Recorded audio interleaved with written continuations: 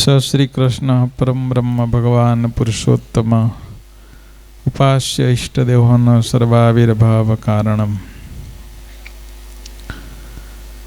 આજનો શુભ અવસર શ્રી હરિકૃષ્ણ મહારાજ પુષ્પદોલોત્સવ એવં પૂજ્ય ગુરુ મહારાજનો જન્મ અને દીક્ષા બંને સાથેનો ઉત્સવ।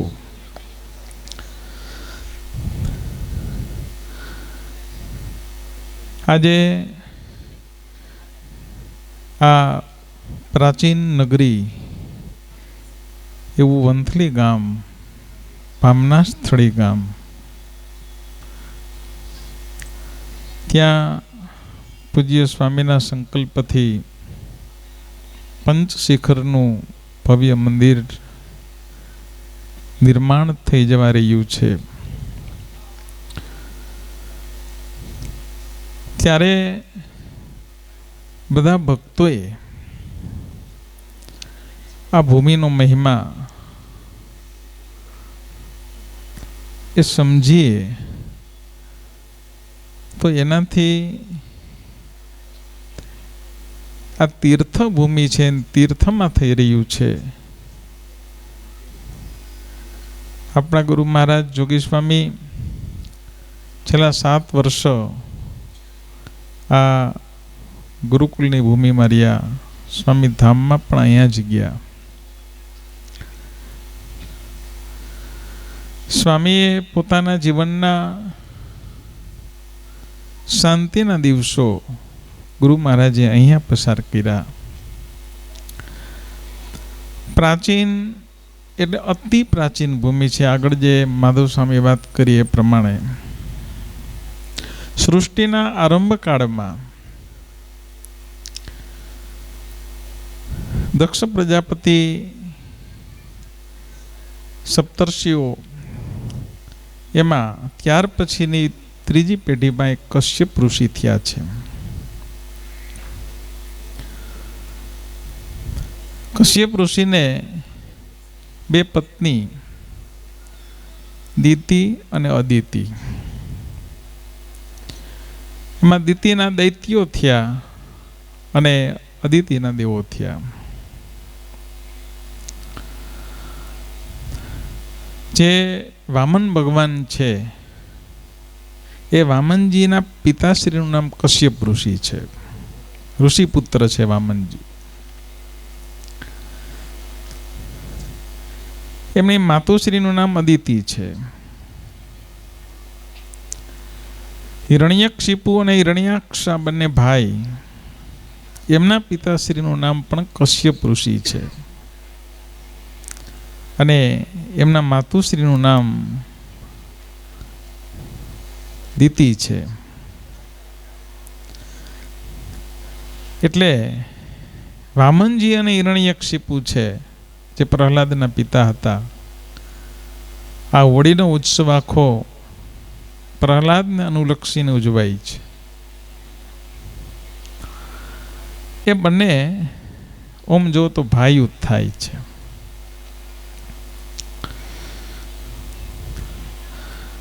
વામનજી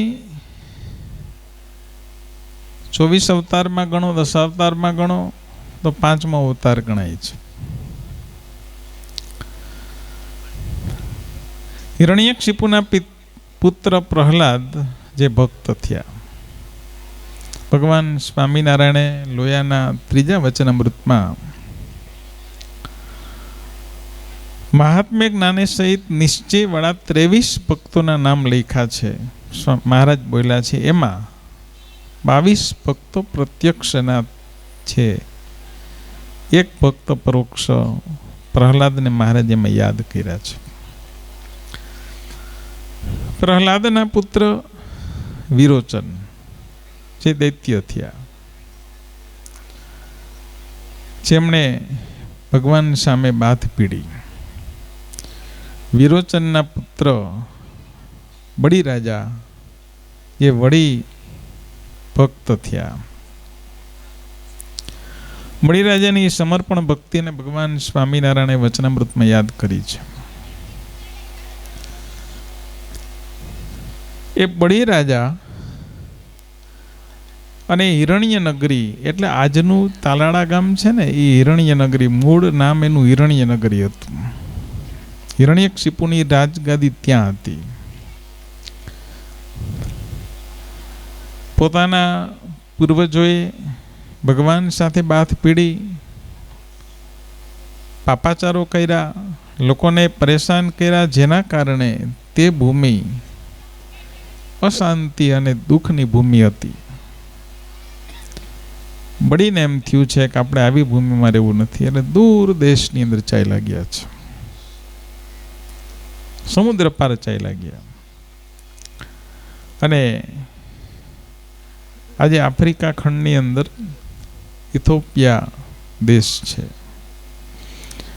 ત્યાં એને પોતાની રાજગાદી સ્થાપી.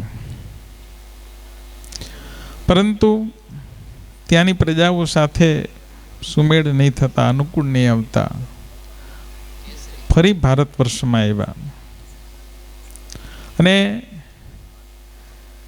ગિરનારની તળેટીમાં, ગિરનારથી દક્ષિણ દિશામાં પોતે એક નગર વસાવ્યું,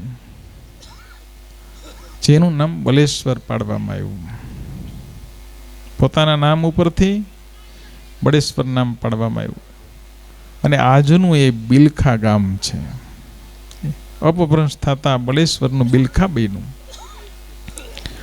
ત્યાં બળીરાજાએ રાજધાની સ્થાપી. ત્યાં રહીને પણ વિશેષ સારી ભૂમિ, શાંતિની ભૂમિની અનુભૂતિ એને આ વામના સ્થળીમાં થઈ, જેના કારણે રાજગાદી ત્યાં હોવા છતાં પોતાનું બેસણું એને આ ભૂમિમાં સ્થાપ્યું છે. હાલ પણ વંથલી ગામના લોકો છે ને બધાને ખ્યાલ હશે, બોયડી ચોરાની બાજુમાં બળીરાજાનું બેસણું કહેવાય છે, ત્યાં જુમા મસ્જિદ છે એ જગ્યા ઉપર. અને બળીરાજાના યજ્ઞમાં ભગવાન વામનજી પધાર્યા. જે વસ્તુ, જે વાત આપણે જાણીએ છીએ, કવિ એના ઉપર ભજન પણ કર્યું છે, ત્યારે દ્વાર ખડા ભગવાન ભગત ભરદે રે જોડી. અને 3 પગલાનો વિક્રમ સર્જો માટે વામનજી છે એ ત્રિકમરાય બન્યા છે. પછી જુનાગઢ મંદિરમાં મધ્ય ડેરામાં રણછોડરાયની બાજુમાં મૂળ નામ ત્રિવિક્રમરાય, પણ એનું અપભ્રંશ ત્રિકમરાય અત્યારે બોલાય છે. જે ત્રિકમરાયની મૂર્તિ છે, વામનજીની મૂર્તિ છે. એટલે આવું અતિ આ પ્રાચીન સ્થાન, વામનજીનું જન્મસ્થળ પણ છે વંથલીમાં. અને એ ભૂમિમાં ભગવાન સ્વામિનારાયણ 23 વખત પધારેલા છે. આ ભૂમિમાં કપિલા વાવની અંદર અનેક વખત સ્નાન કરેલું છે, સૂર્યકુંડમાં સ્નાન કરેલું છે. સંતો ભક્તો એ નંદ સંતો પધારેલા છે. ગુણાતીત પરંપરાના તમામ સંતો આ ભૂમિ ઉપર પધારેલા છે. અને આ ભૂમિને આપણા ગુરુ મહારાજ જોગી સ્વામીએ પોતાનું અંતિમ કર્મ ક્ષેત્ર બનાવ્યું.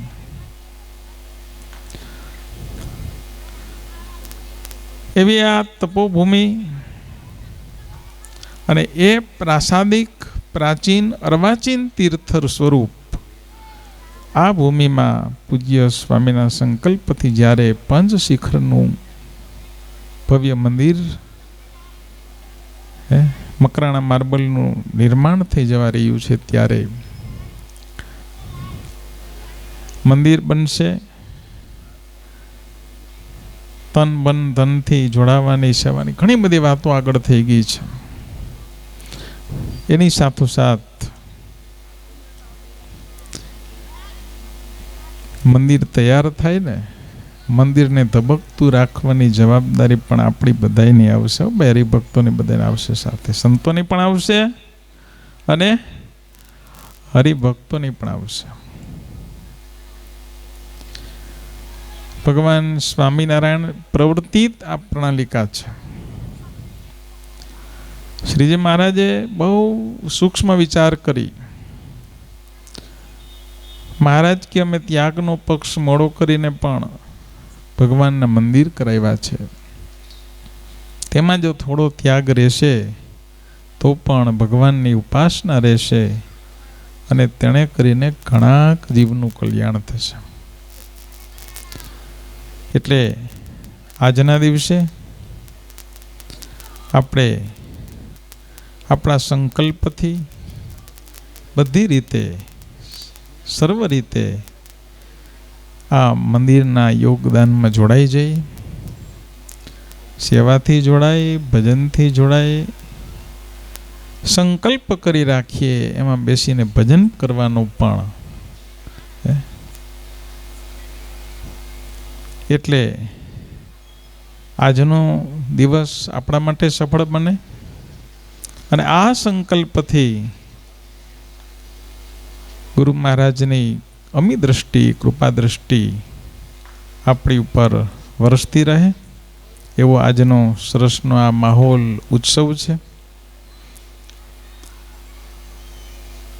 બસ આજના દિવસે હવે હરિકૃષ્ણ મહારાજને આપણે પુષ્પ દોલોત્સવના સ્વરૂપમાં ભગવાન ફૂલના ઈંડોળામાં ઝૂલે છે. પુષ્પ દોલોત્સવ શા માટે ખ્યાલ છે બધાને?